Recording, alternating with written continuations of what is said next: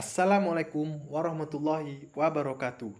Alhamdulillahirabbil alamin, nabihi nasta'in ala umur dunya waddin. Alhamdulillah, pada kesempatan kali ini saya masih diberi kesempatan untuk memberi dan berbagi materi, yang dimana kali ini yang berjudul pengantar teori behavioristik. Baiklah, langsung saja. Pengantar teori behavioristik. Teori belajar atau behavioristik. Behavioristik dipandang juga sebagai pendekatan teori belajar, karena asumsinya mengenai perubahan perilaku atau belajar ini dipandang sebagai produk lingkungan. Lingkunganlah yang membentuk kepribadian manusia. Behavioristik tidak mempermasalahkan norma-norma pada manusia. Apakah seseorang manusia tergolong baik, tidak baik, emosional, rasional, ataupun irasional. Belajar dalam teori behavioristik ini dipandang sebagai hubungan langsung antara stimulus yang datang dari luar dengan respons yang ditampilkan oleh individu. Respons tertentu akan muncul dari individu jika diberi stimulus dari luar. Pola interaksi kepribadian manusia tersebut harus bisa diamati dari luar. Salah satu pelopor pendekatan behavior dalam memandang kepribadian manusia ialah John Watson, yang dikenal sebagai pendiri aliran behavioristik di Amerika Serikat. Karyanya yang paling dikenal adalah Psychology as the Behaviorist View It pada tahun 1913. Menurut Watson, dalam beberapa karyanya, psikologi haruslah menjadi ilmu yang objektif. Oleh karena itu, ia tidak mengakui adanya kesadaran yang hanya diteliti melalui metode introspeksi. Psikologi mempelajari stimulus dan respons. Dalam hal ini, yang dimaksud dengan stimulus adalah semua objek di lingkungan.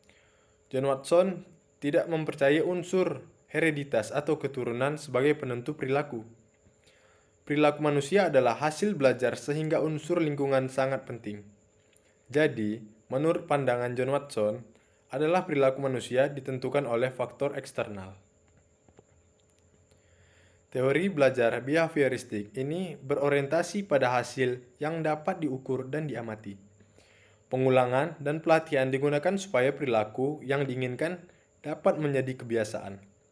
Hasil yang diharapkan dari penerapan teori behavioristik ini adalah terbentuknya suatu perilaku yang diinginkan. Perilaku yang diinginkan mendapat penguatan positif dan perilaku yang kurang sesuai mendapat penghargaan negatif. Evaluasi atau penilaian didasari atas perilaku yang tampak. Dalam bab 2 ini, akan dikaji beberapa tokoh dan pendekatan penting dalam kepribadian manusia dari perspektif behavioristik, yaitu terdiri dari teori conditioning klasik, teori analisis perilaku, teori sosial kognitif, teori belajar sosial dan kognitif. Ivan Petrovich Pavlov dilahirkan di Rjazan, Rusia pada tanggal 18 September 1849 dan wafat di Leningrad pada tanggal 27 Februari 1936. Ayahnya, yang seorang pendeta, menginginkan Pavlov mengikuti jejaknya, tetapi Pavlov merasa tidak cocok menjadi pendeta dan lebih memilih memasuki fakultas kedokteran dan mengambil spesialisasi bidang fisiologi. Eksperimen Pavlov di bidang psikologi dimulai ketika ia melakukan studi tentang pencernaan anjing. Dalam percobaan tersebut, ia menemukan bahwa subjek penelitiannya akan mengeluarkan air liur ketika melihat makanan. Selanjutnya, ia mengembangkan dan mengeksplorasi penemuannya dengan mengembangkan studi perilaku atau behavior study yang dikondisikan, yang kemudian dikenal dengan conditioning klasik. Pengkondisian klasik adalah tipe pembelajaran di mana suatu organisme belajar untuk mengaitkan atau mengasosiasikan stimuli. Dalam pengkondisian klasik, stimulus netral atau seperti melihat seseorang diasosiasikan dengan stimulus yang bermakna seperti makanan dan menimbulkan kapasitas untuk mengeluarkan kapasitas yang sama. Hasil karya ini sampai mengantarkannya menerima hadiah Nobel pada tahun 1904. Teori itu kemudian menjadi landasan perkembangan aliran behaviorisme sekaligus meletakkan dasar-dasar bagi pengembangan teori-teori tentang belajar. Struktur dan dinamika kepribadian. Ada 4 komponen dasar yang membangun teori conditioning klasik dari Pavlov. Keempatnya adalah 1. Unconditioned stimulus, 2. Unconditioned response, 3. Conditioned stimulus, 4. Conditioned response. Menurut Bauer, Pavlov sesungguhnya menggunakan kata unconditioned reflex dan conditioned reflex, sebagaimana diidentifikasikan dalam 2 bukunya yang diterjemahkan ke dalam bahasa Inggris dengan judul Conditioned Reflex pada tahun 1927 dan Lectures on Conditioned Reflex pada tahun 1928. Namun, kata respons lebih disukai oleh ahli psikologi Amerika.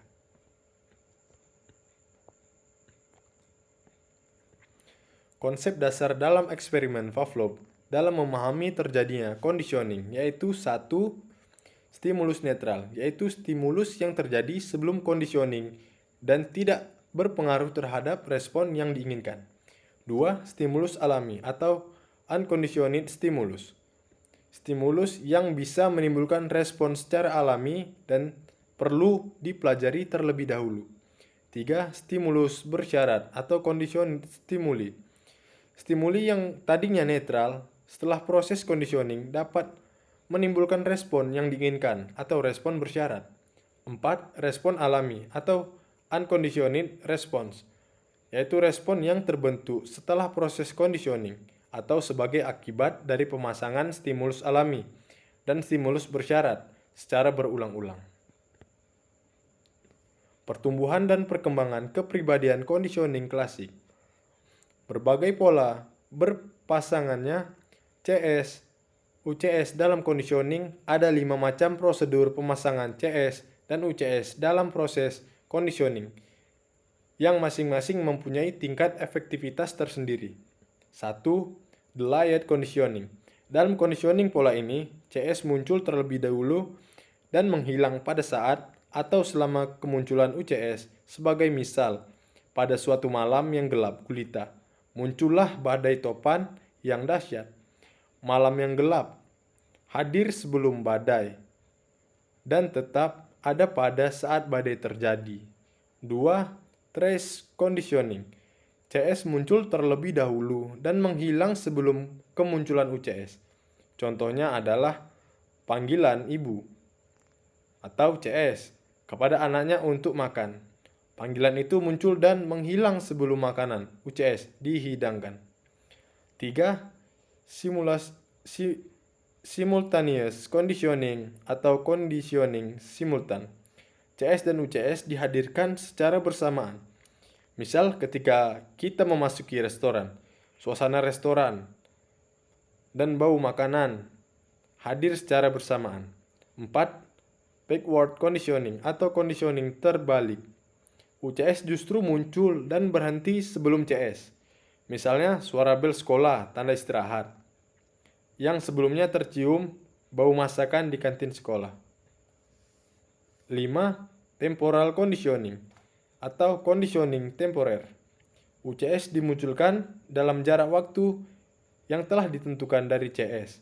Contohnya adalah pemasangan alarm atau jam waker di setiap pukul 6 pagi. Diperolehnya CR tanpa adanya kondisi berpasangan CS sampai UCS.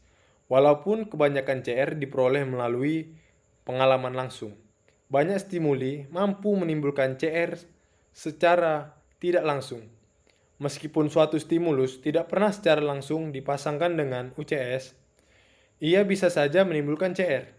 Sebagai contoh, sebagian orang gelisah ketika menghadapi tes, mengembangkan ketakutan mereka karena pernah gagal tes. Tetapi, sebagian yang lain yang belum pernah mengalami kegagalan tes juga mengalami ketakutan yang sama. Higher order conditioning atau pengkondisian secara bertingkat. Semester lalu, Anda mendapat hasil kurang baik pada kuliah, Profesor Jones. Anda tidak hanya tidak menyukai Profesor Jones, tetapi juga tidak menyukai Profesor Rice. teman dari Profesor Jones. Kenapa Anda tidak menyukai Profesor Rice yang belum pernah mengajar Anda? Higher order conditioning menyediakan suatu kemungkinan alasan mengapa Anda tidak menyukainya.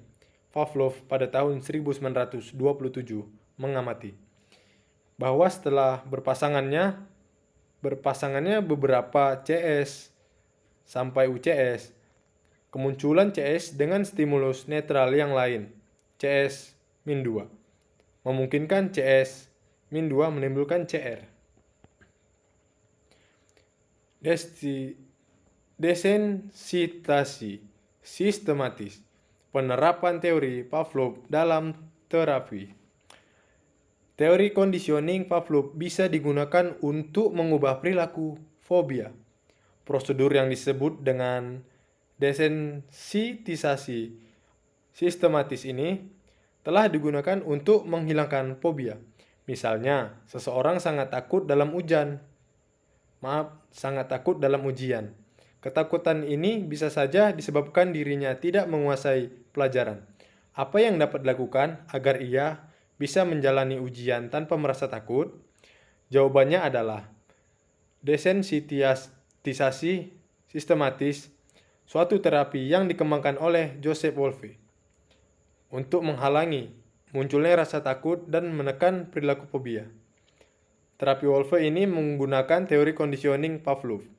Perawatan secara klinis. Wolfe pada tahun 1958 percaya fobia manusia dapat dihapuskan dengan cara yang serupa dengan yang ia gunakan terhadap kucingnya.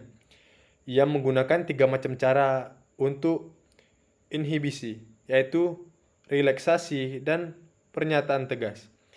Terapi Wolfe yang menggunakan relaksasi untuk menolak balik perilaku fobia manusia disebut desensitisasi sistematis.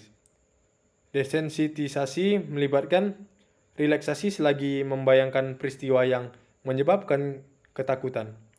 Untuk mempromosikan relaksasi, Wolfe menggunakan suatu rangkaian latihan otot yang telah dikembangkan Jacobson pada tahun 1938. Latihan ini melibatkan penegangan otot tertentu dan kemudian melepaskan tangannya atau proses pengenduran. Penegangan dihubungkan dengan ketakutan dan pengenduran adalah relaksasi. Pasien menegangkan dan merelaksasi kelompok otot utama itu dalam suatu urusan spesifik. Relaksasi sangat efektif ketika fase penegangan akhir dilakukan selama 10 detik. Diikuti relaksasi selama 10-15 detik. Sebuah prosedur khusus membutuhkan 30 sampai dengan 40 menit untuk melengkapi proses itu. Tetapi, dalam terapi selanjutnya pasien membutuhkan lebih sedikit waktu karena mereka lebih siap untuk menjalani relaksasi. Baiklah, teman-teman semua, mungkin ini saja yang bisa saya beri materinya atau saya bagi materinya. Semoga teman-teman semua yang haus akan ilmu bisa menambahkan wawasannya melalui materi yang saya sampaikan ini. Karena di mana kita selalu haus akan ilmu, selalu haus akan pengetahuan agar menjadi lebih baik lagi pengetahuannya. Baik, salam akal sehat, salam jiwa sehat, dan salam mental sehat. Wassalamualaikum warahmatullahi wabarakatuh.